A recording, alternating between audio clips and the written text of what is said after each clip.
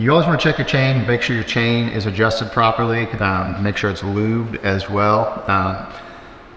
Check your service manual, or a lot of times there's a sticker right here that'll tell you, how much play there should be. It's usually a distance from like the bottom of your swing arm to the middle of the chain.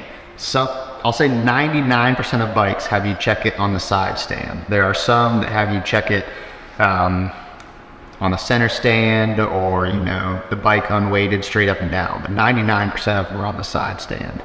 I will tell you, just from doing this so many times, this one isn't bad. It could maybe be adjusted a little bit, but it's not terrible.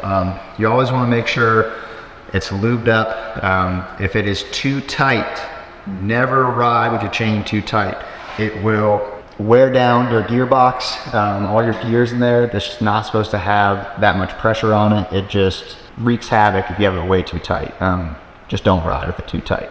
If it is too loose, it'll bounce off your swing arm in a couple places. I've seen people wear some pretty good grooves into swing arms from loose chains, and then if it gets too bad, hopefully you don't have to replace your swing arm, but it can do some damage, and you just don't want it coming off.